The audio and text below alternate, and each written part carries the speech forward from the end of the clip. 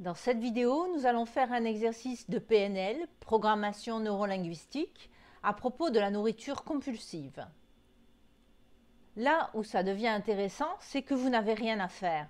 Cela va se faire tout seul par les mots qu'il faut au moment où il faut, en écoutant jusqu'au bout cette vidéo. Le but est d'amener la prise de conscience saine afin d'éviter le stress nocif avec ses conséquences sur le cerveau et sur le corps. On va voir cela en cyclé. Suivez-moi. Bonjour, Pascal Meunier, kinésiologue en gestion du stress pour gagner en santé et en dynamisme. Et quand on a la santé et le dynamisme, devinez quoi? On a la vraie, l'authentique prospérité durable. Nous relions de nombreuses émotions à la nourriture. Cette dernière est utilisée tellement rapidement pour stopper l'émotion, vous n'avez pas le temps de voir que vous avez une émotion à ce moment-là. Vous attrapez juste la nourriture, là, comme ça, par réflexe.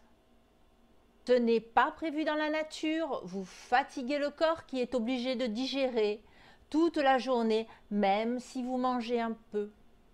Vous vous épuisez d'avoir du surpoids qui fatigue, rend éventuellement vos déplacements moins agiles, occasionne plusieurs maladies et l'usure des articulations du corps.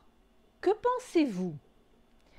Que la nourriture supplémentaire que vous mangez sans avoir faim est en train de faire sur vous? Le corps en a besoin tant qu'il a faim. Qu'êtes-vous en train d'essayer de faire avec cette nourriture supplémentaire, avec ce surplus? Que pensez-vous que la nourriture va vous apporter que vous n'obtenez pas dans votre vie?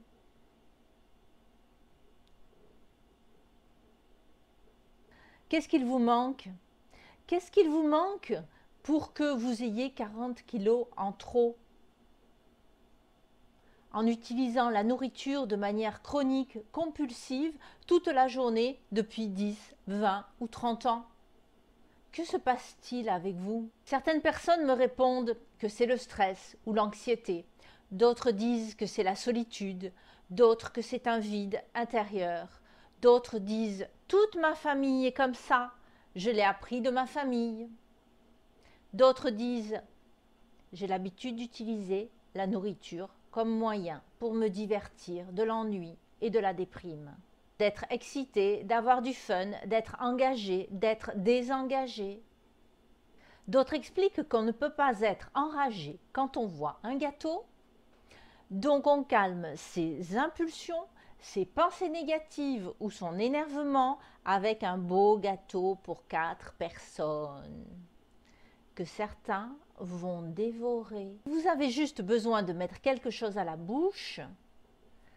Touchez votre bouche avec vos doigts de temps en temps. Si cela ne suffit pas, buvez un grand verre d'eau, éventuellement avec un peu de sirop de menthe. Mangez une pomme, mâchez une gomme, un bâton réglisse, un chewing gum et passez votre moment de stress avec cela.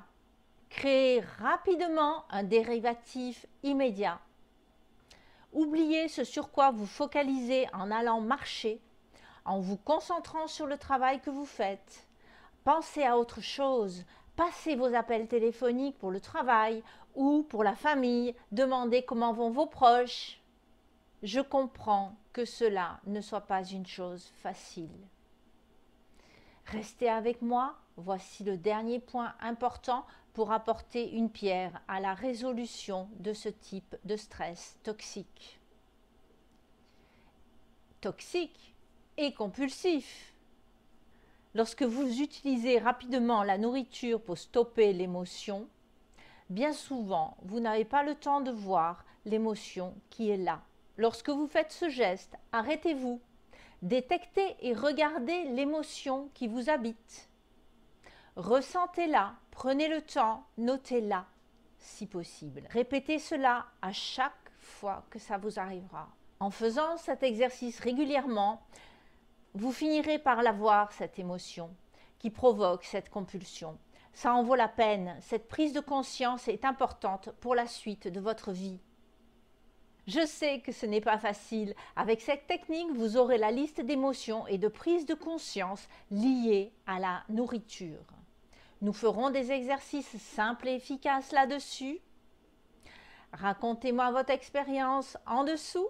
Partagez cette vidéo si ça peut aider. Et libérez-vous du stress. À bientôt!